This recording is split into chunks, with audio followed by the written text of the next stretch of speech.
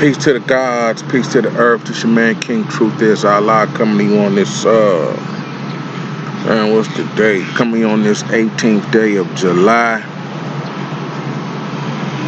And it's in the nation of gods of earth, we take that to mean knowledge, which is 1 in our supreme mathematics, and 8, which is build, destroy, build/destroy, build, and or destroy, depending on how and what you're building, equals born. Born in supreme mathematics means to bring into existence, to manifest. Manifest means to bring into existence. So, some will strive to, hopefully put some right knowledge in the game. I'm out here at the Bella. That's Canada you see over there. A man running. You know what I'm saying?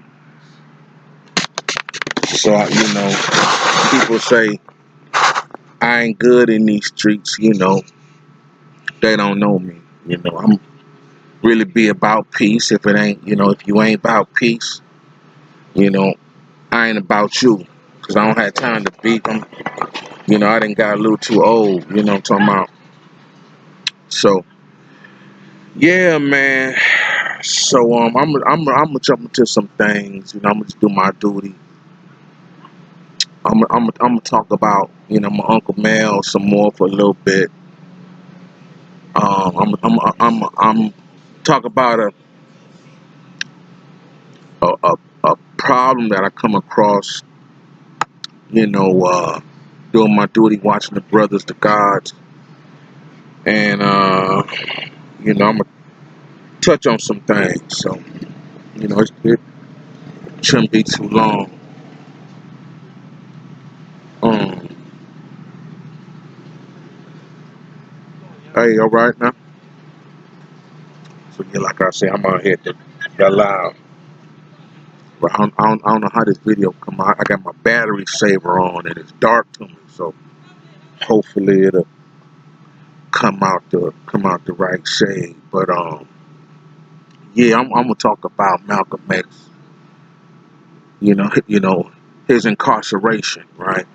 Now I didn't pull up the info, but the information, Malcolm's timeline is out there, and you gotta go to more than one source, in the nation of gods and earths. One of our main mottos is our main creed, our main slogan is you should do your own research as I have, right? So, you know, the documents are out there, Malcolm got FBI files and things of that nature.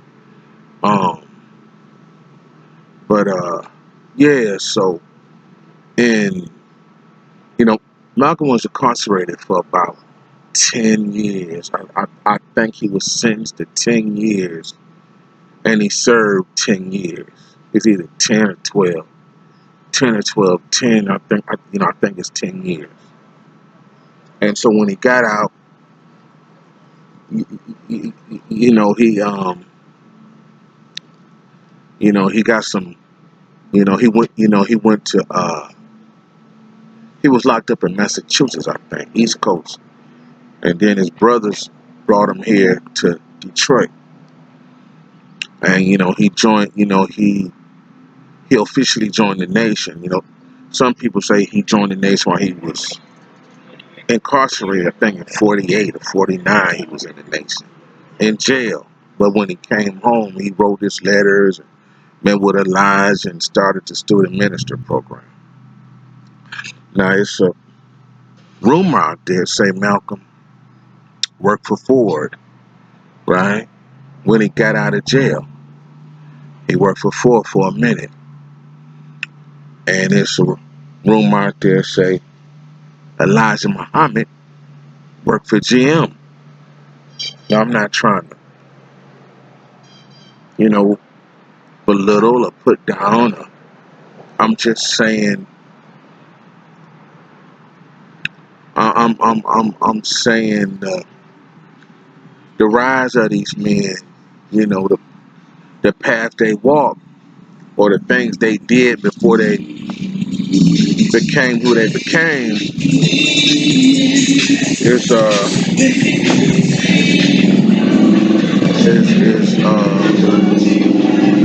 something we could all relate to, right? But what separates Malcolm from any other Nation of Islam minister, and you know, this includes his brothers, and I don't think no one understood what drove Malcolm to care so much and to be so passionate about the respect and justice and fair treatment for all black people all over the world was his time in incarceration, 10 years. And in those 10 years, he, you know, he got off drugs. He was on drugs and alcohol. You know, he got off drugs. He was, you know, he was beaten by the guard. He was put in the whole solitary confinement. He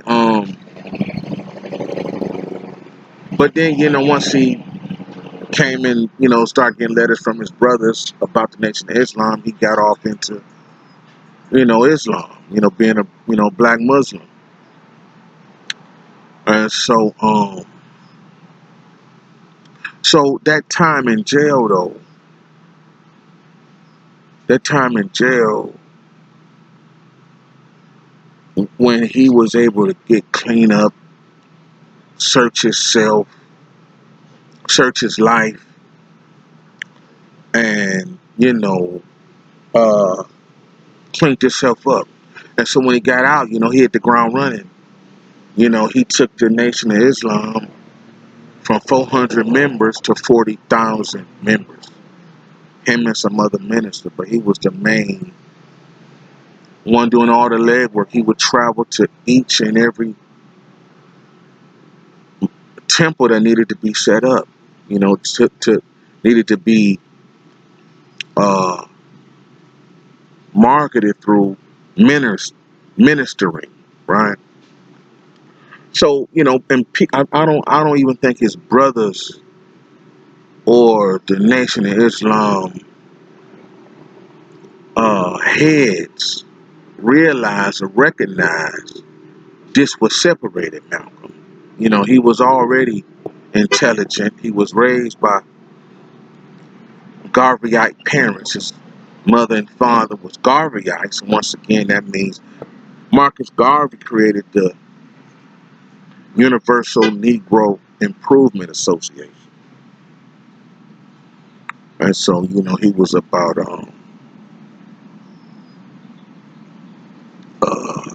self-improvement for the black man and woman. You know, we needed to step our game up, stop being so downtrodden, and snap out of the effects of slavery. So that was the point and purpose of the Marcus Garvey movement, right? Universal Negro Improvement Association. And I don't know, it may have been United Negro Improvement Association, but it's the Universal Negro Improvement Association.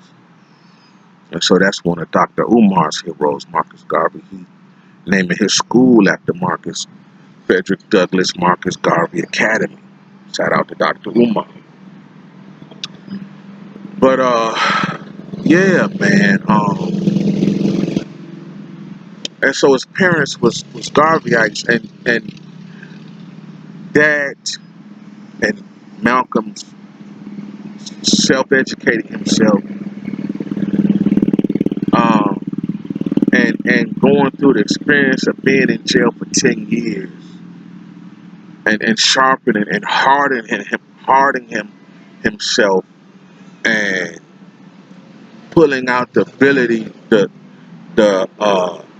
inherited knowledge that we possess of self-discipline, using that to transform himself. This would make Malcolm the man. You know, he transformed himself, but he never fell back, into crime or dope or drugs or alcohol. So this what makes Malcolm the man.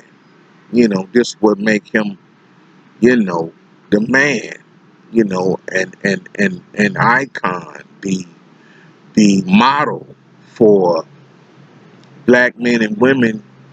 They can really change their life for the better, for the positive, right? And he believed through education and through the teachings of the Nation of Islam, right?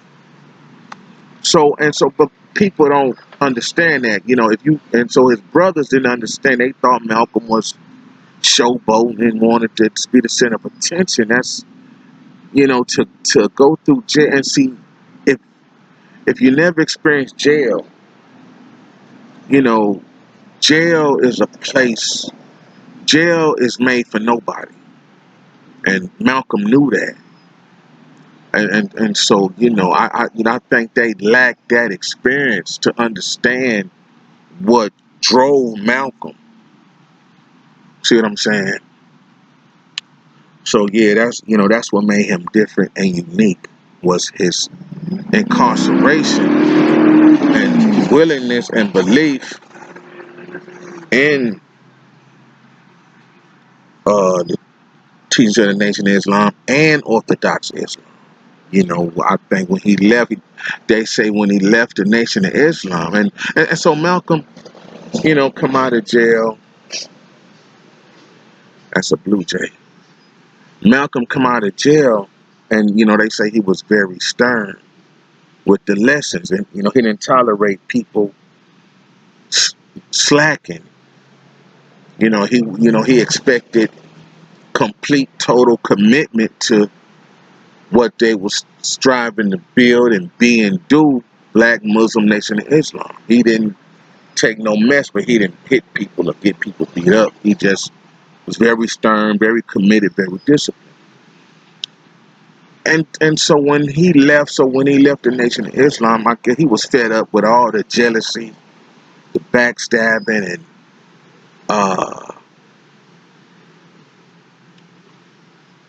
what you call when you show favoritism. You know, he was tired of the unfair treatment, and so he was tired of that. And they said Sunni Islam showed him a pure religion. He was looking for a pure religion, right? And so he became a licensed imam, certified licensed imam. He got schooled, I think overseas and in New York, I think. But man, the Nation of Islam, they student ministers wasn't born like I wasn't born, but I've been privy to some information. I never gave much consideration or thought to join the Nation of Islam. I'm not mad at them people. Well, maybe Fakeakhon, because he still, they still speak on Malcolm today, and they don't know how to, respect his legacy. They use him to still generate spikes, increase in membership. But like, Dr. Pesley said in that long video, how if Malcolm had a problem with Elijah with 9 wives, and he went over there to Sunni Islam where they get 100 wives. I don't know if that's true or not, but this the smart things that ain't even necessary. I don't, where they went wrong is there was no contract. See what I'm saying? There was no contract with the Nation of Islam.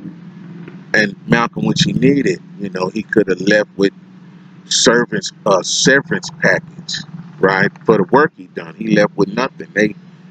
He You know, they took the house. And so Malcolm grew that nation.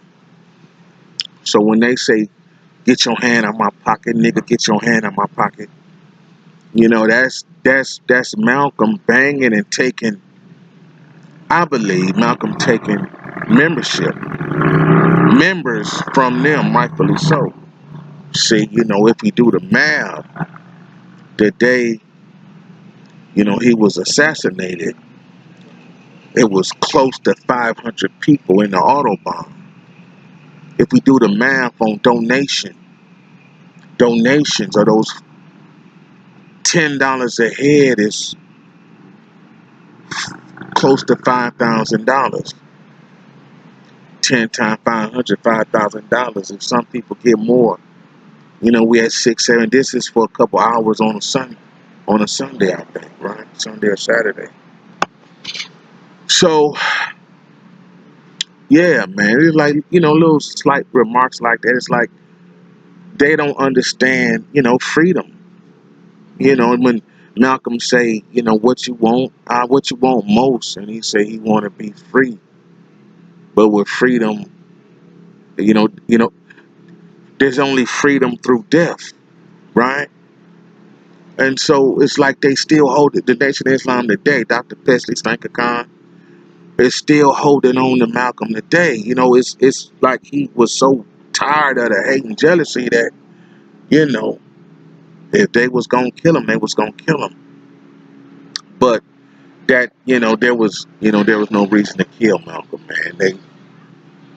You know, I would never approve of killing my uncle or um killing a man because he left my ministry, you know, and he didn't sign a blood contract. He didn't do the mob thing with the Italian mafia thing where they pick their fingers and share their blood in, blood out. He didn't do none of that. I don't think he was on contract for non-disclosure, classified. So it's a religion. And he was a minister in a religion that they couldn't let go of. See what I'm saying? There's no I left, you know, Baptist, you know, and I never really identified with being Baptist other on some questionnaires or something back in the day when I was young, because I went to a Baptist church. My grandparents and grandparents in the South went through Baptist church.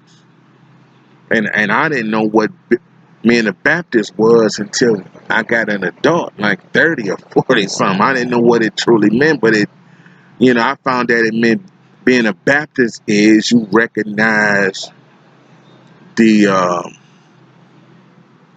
you recognize the water baptismal of Jesus. So if you recognize the water baptismal of Jesus, then you know you're a Baptist. I'm like, why? It's so wild. You see what I'm saying? So yeah, man, you know, people need to ask them why y'all can't let go and get off. He wasn't coming back. You know, he proselytized. He converted to Sunni Islam. He was a licensed imam. You know what I'm saying? So yeah. Oh man, and I just want to correct myself about Alex Haley. You know, with some authors like Kondo, Baba Zach Kondo spoke didn't like Alex, but people say Alex changed. He left out some things, and Alex not to be trusted. Alex had to. I want to correct myself. I don't. After I think about it, I think when y'all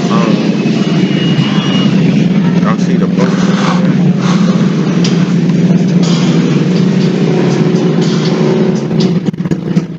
the motorcycle club.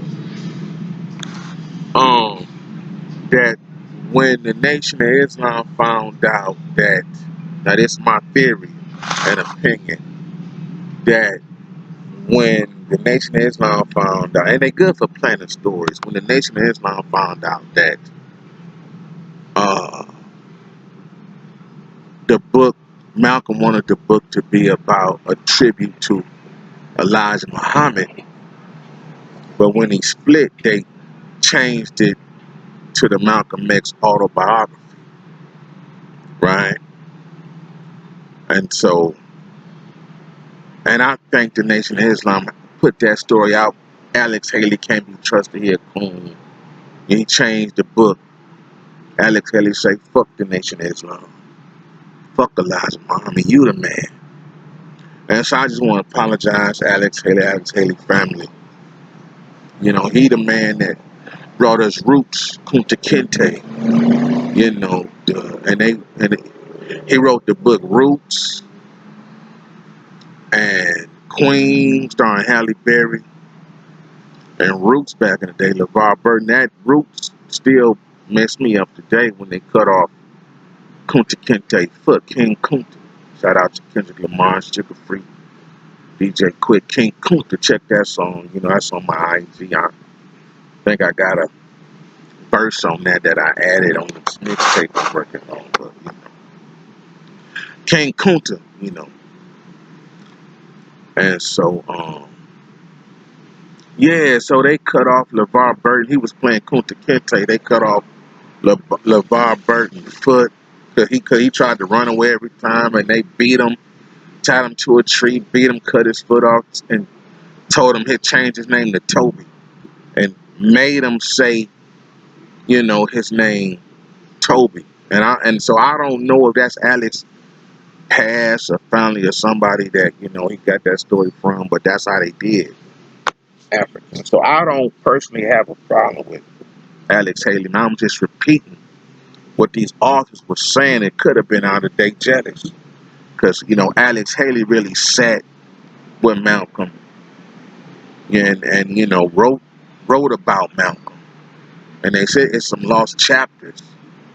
You know, I think the daughters got it in the museum that they got in New York. With Malcolm X, Betty Shabazz, Cultural Center, something like that. But yeah, so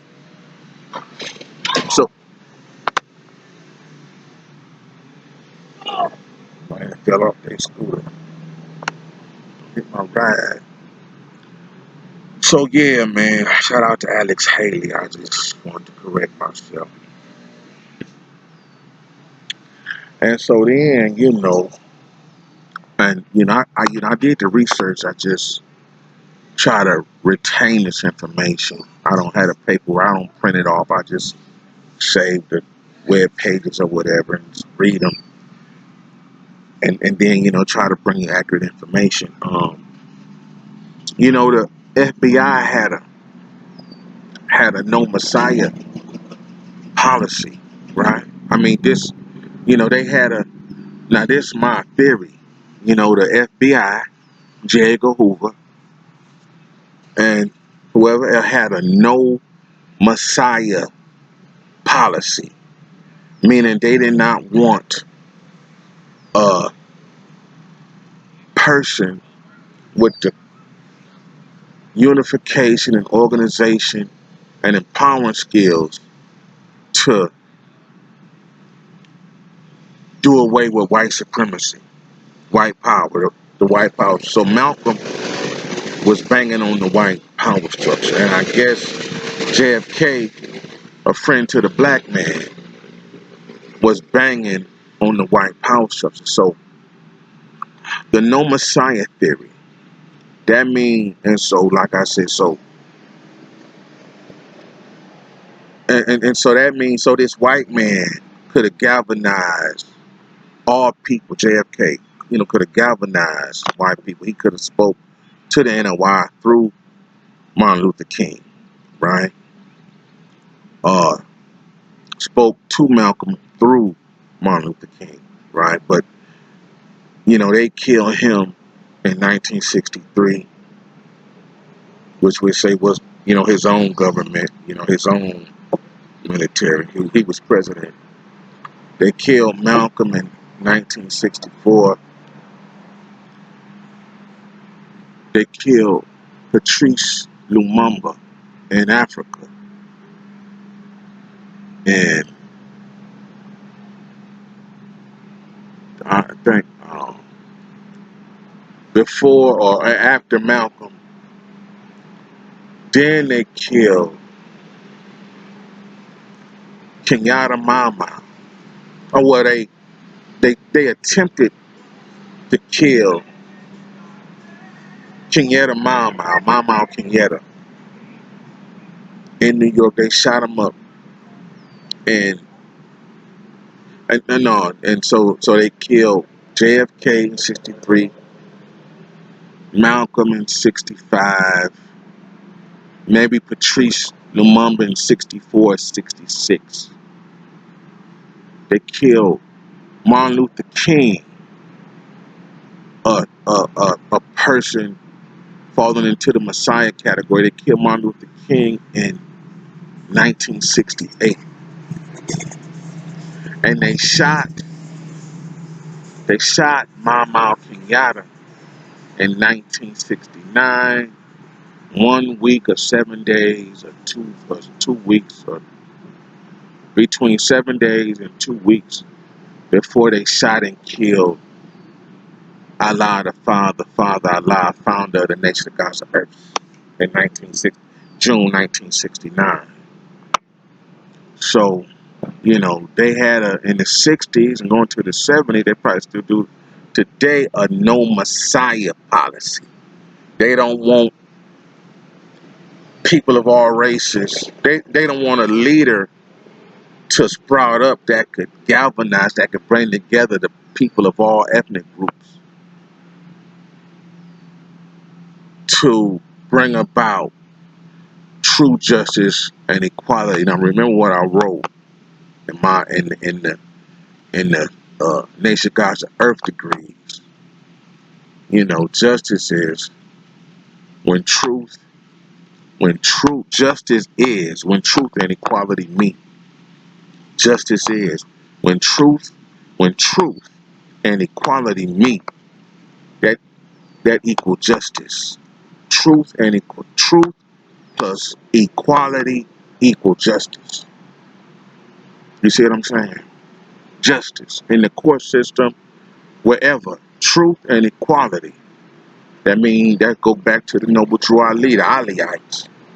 Natural law, true law, citizenship for all people. So like I was saying, noble true Ali took Allah, the God word for Allah, he broke that down to mean all law, which means all law should be applied to all the people the same.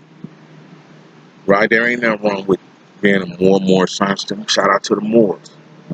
The nation God's earth 5% ain't got a problem with nobody. We can chop it up, talk about it, all the time, right? So, yeah. And then I found out, can't think of the God name, but he was a friend of Malcolm. He was a right hand, a confidant of Malcolm. I ship, people on my Facebook know what I'm talking about. And, he was around when they killed Malcolm. And he told me, see, they called Malcolm was a teacher in the Nation of Islam. He rose from student minister to national spokesman for Elijah Muhammad. That was his title. That was his title, national spokesman for Elijah Muhammad, right? And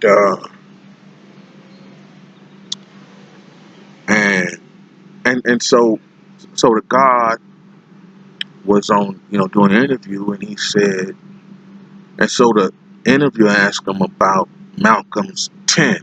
It's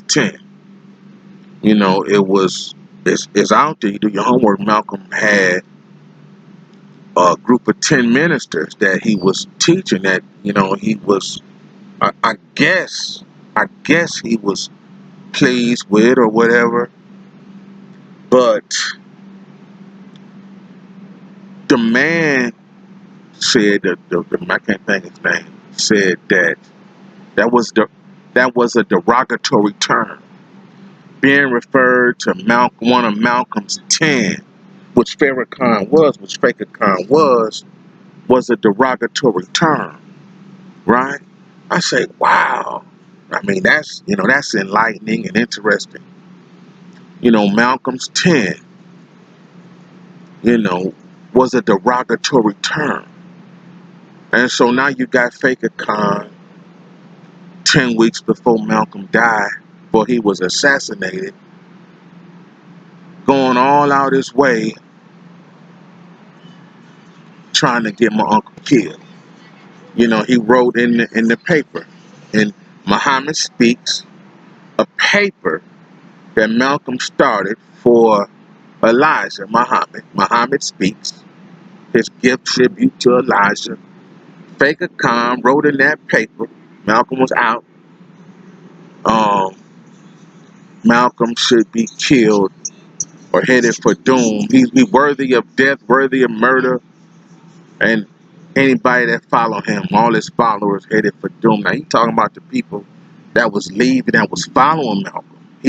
He threatened those people, and they say after Malcolm was assassinated, the majority of his followers went underground. The majority of Malcolm's followers went underground. I say, wow, scared of the n.o.i. That what kind of religion is this? That's ridiculous. See what I'm saying? That's slavery. They want slave. Fakeakhon want to make you a slave and control your mind with his bitch ass. See, I start thinking about that and get upset. Wow. See what I'm saying? That's a punk ass man. So now here he is trying to show he not Malcolmite or a Malcolm follower like that. He his own man, which is okay. He didn't have to take it that way. There ain't nothing wrong with being a student of Malcolm. And all the people that ask, all the one of the questions, one of the most asked questions, if you could talk to anybody about anything, who would you talk to? And half of the people, a fourth of the people say Malcolm X. So there was nothing wrong. Fakeakhon learned to be a minister from Malcolm X. All Fakeakhon do is steal Malcolm's style, and he still quote Malcolm. You know what I'm saying? Malcolm's philosophy. Malcolm X started black nationalism. It's a concept he created, not the Nation of Islam, not Elijah Muhammad, but you gonna hear Fakeakhon try to claim that because ain't nobody willing to step up and stand up to him for Malcolm X, my uncle. And I get so mad at his daughters. They educated, they tough, they hard, and they need to do more banging. So, but they did their part, man. They probably want to, if they had another chance to interview with Fakeakhon, they might kill him. So, you know, and I hear he like to bully them because they women. What women, what daughters, what family want to hear from a man that admitted setting the atmosphere to get their father killed? That's Fakeakhon trying to intimidate these grown women. And he only do that because they women. If Malcolm had one son or 6 sons or 5 sons, 3, they wouldn't do that. They wouldn't say nothing to them. They would start a war with the Shabazz family just for Fakeakhon talking stuff. You see what I'm saying? So now I don't have no respect for that, man. I was not raised being about n.o.i. You see what I'm saying? So, and then it's an article. I'm gonna put it out. I'm gonna put it up maybe in the book. It's it's an article that Fakeakhon called Father Allah Clarence 13X evil for, he said evil men do this. They come from the Nation of Islam, then they turn evil. No matter what Elijah Muhammad said, they are evil for starting the nation of God's earth, or Allah's 5% nation, right? So dude a hater, but he, like I said, he want to take knowledge of self and act like he made that up, or Elijah Muhammad made it up. That's not true. They believe Fard name the name the name the planets and shit. They believe their master named the planets and calculated the distance and calculated the height and actual facts of Mount Everest, the Nile, the Sahara, the Atlantic Oceans. They believe Fard really done this, or they want you to believe that Fard made this up, and this was here long before Fard come along, right? So this will level they own. So yeah, man. So now I'm gonna jump into this video.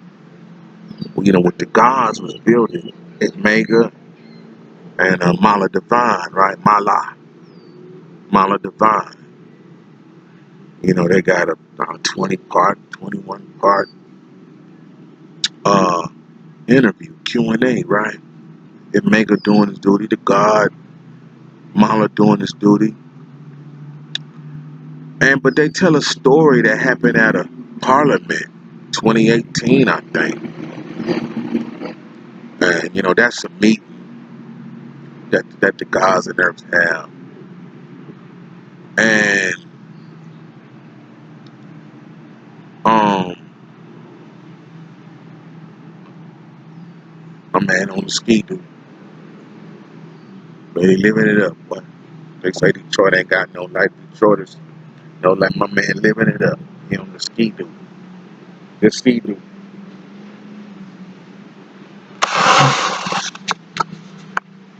See that? They on the ski do. See my man.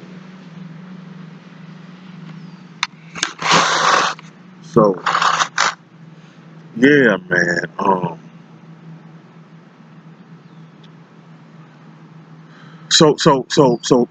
Yeah. So they was doing an interview. They was talking about a parliament and how this god, born master, come in there. He had a cape on and a crown, and he had like, I don't know, 10 young brothers with him. And he was doing his duty. If Mega got a clip of him, that's a friend of Mega, so he say. And dude took the stage he started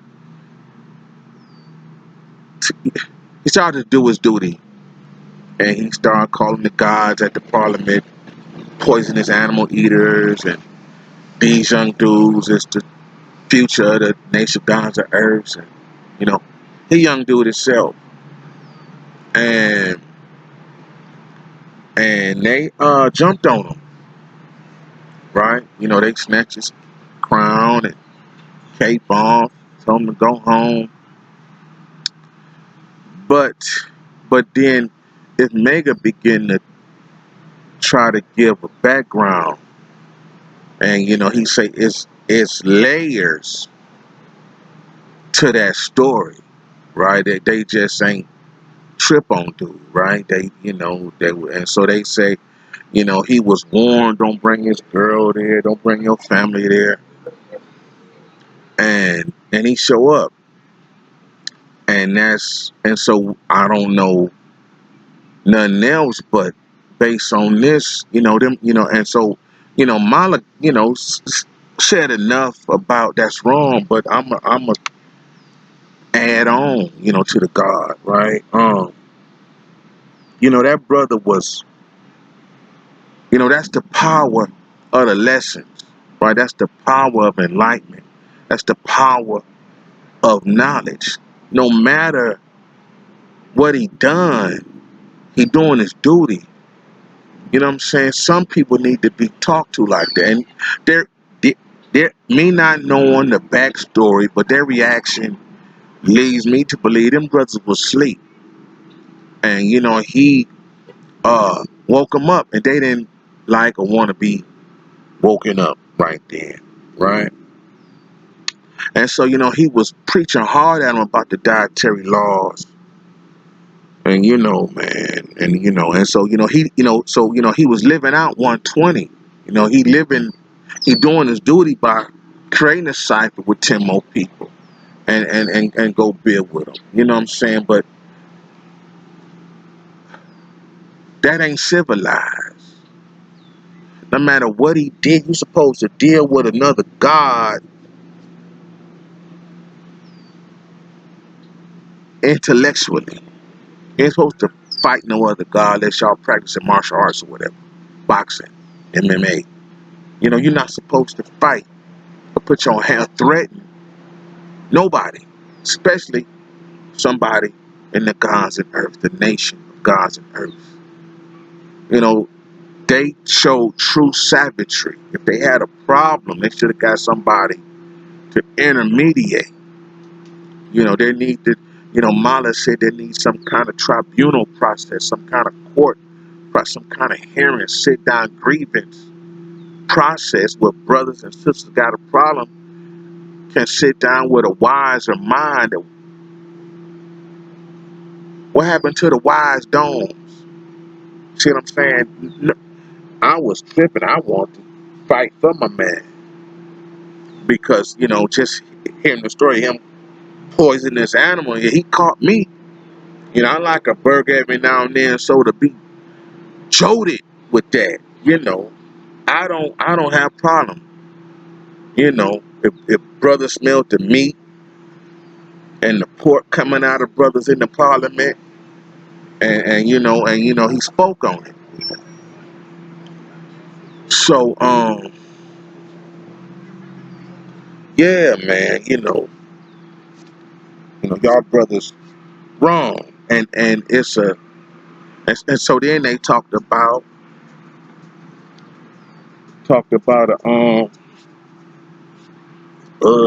coming heavy now. So they talked about a statement or a way of handling things, and they said, they don't know if it's true, but something they heard: when two gods fight, one must die. And so that means when two men fight, one must die. And so if the nation of God's earth practice that or believe that or put that in practice, that is savagery. Savagery is too much knowledge in the world and wisdom and understanding to be killing somebody over a misunderstanding. You see what I'm saying? Brothers need to get more educated, get more knowledge so this defeat the purpose. This way of thinking comes from the nation of Islam. Remember, we are not the nation of Islam. We're the nation of gods and earth. We never supposed to. You know, we got supreme mind, supreme head, supreme intelligence. Got to kill no other man, brother, God you know because you disagree on a lesson, a principle, how he or she living. That's nation of Islam way. We not the nation of Islam, and y'all get that. All this hate, all this black on black hate and crime is perpetuated through them from the white man that they preach against. See, the devil, see, they didn't talk so much shit, they didn't miss when the devil come in and took over Fakeakhon. Fakeakhon the devil. If you want to get the devil off your planet, wipe the devil off your planet, do away with the Nation of Islam. You know, that organization need to be disbanded and they doors shut down. Because they ain't about shit. When two gods fight, one must die. That's Elijah versus Malcolm. Not Fakeakhon, but Elijah versus Malcolm. And Malcolm won because they could not take the mic.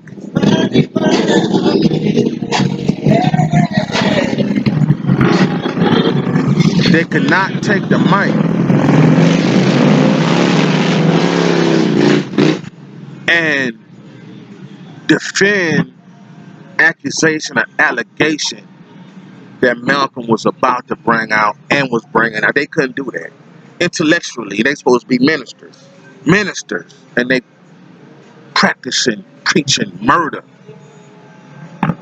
You know, Malcolm wasn't no traitor. They the traitors. They hate black people that don't come around and try to suck they, kiss they. Nation of Islam ain't shit. So, that's a phony, fake, gutter, ghetto, garbage religion. I understand why they said that about that. And I heard that all my life. That's a ghetto, gutter religion. It's a garbage religion. What religion you can't leave? You scared to leave. Scared to say, I don't want to, I'm going to go do, I'm not going to practice no religion. I'm going to try to really apply, myself to what I need to do without religion. They got a problem. So, I don't want to fuck with the fruit flies of Islam. They sleep. They're 85 percenters. For real. So, and so they say Malcolm, they try to say, the great sin Malcolm did was lie on Elijah. That ain't true. And if and if and if Malcolm lied, all they had to do would take them 10 more ministers and call him a liar. Malcolm had a name in the game as well. He was hanging his own shingle, hanging his own sign, and that would have hurt his reputation. That's character assassination. So they trying to destroy each other's character, right? And all they had to do was stand up and show and prove how Malcolm was a liar. They still can't do that today. They can't do that today. They can't tell you how Malcolm was a liar and a traitor today. And they can go get dumbass Dr. Pesley and all them other fake wannabe stanker coins, and they still can't tell you how Malcolm, where he lied, what he lied about, and how he was a traitor. Watch them hoe ass dudes. So, oh man, I'll just something I wrote. Agony is solely a human condition. I mean, something I read. Agony is solely a human condition that I want to share. Agony is solely a human condition. Men learn by suffering, and it is this agony of death that makes the world of men matter. Agony is solely a human condition. Men learn by suffering, and it is this agony of death that makes the world of men matter. That makes it serious. That makes higher ideals such as loyalty, honor, duty worth the pain of suffering, worth consideration as important value, right? Oh man. So I just want to share that with y'all. And so I'm gonna jump into this real quick. I wanna talk about the 40-year-old rapper, man. 40-year-old rapper, the 40-plus-year-old rapper. It's it's people got a problem with comedians, the conscious community. doctors, lawyers. You know, it was, you know, somebody said that if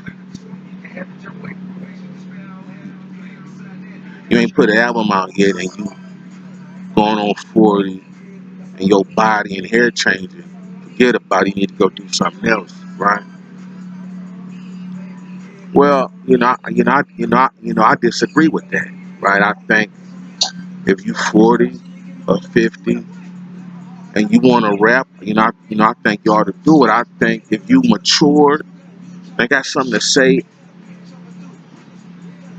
that can add mental nourishment to the game, before you was 20 and was just talking about partying and bullshit and drinking and smoking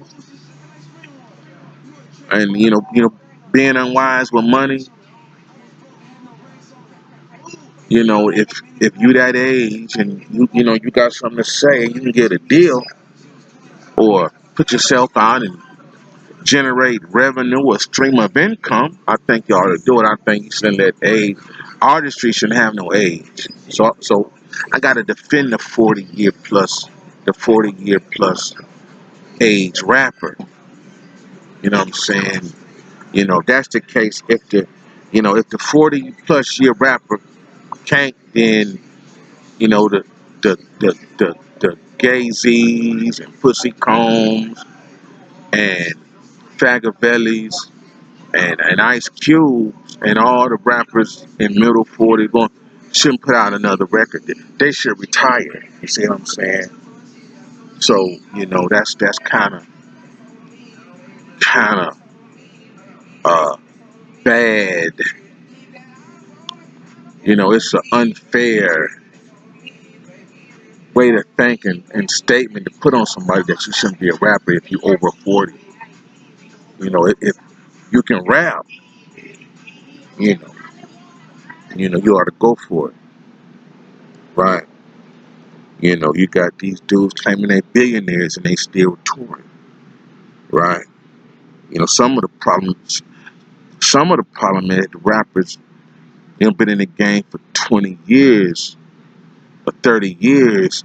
They come in the game at 20, or they say they 20, and or 30, 20, 30 years, and they going on 50, and they still got a tour, but they marketing and news articles, websites say they generate over $1 billion. They worth $1 billion. A billionaire ain't got a tour. You see what I'm saying? A billionaire could help others produce and create. And so if that billionaire ain't grown and developed through education, what do that black rapper, uneducated fake billionaire got to offer? Absolutely nothing. You see what I'm saying? Absolutely nothing. So, man, it don't matter, man. Do you? And we gotta watch for people telling, repeating lies, using the fame of their name and social media platforms to make their lies seem true.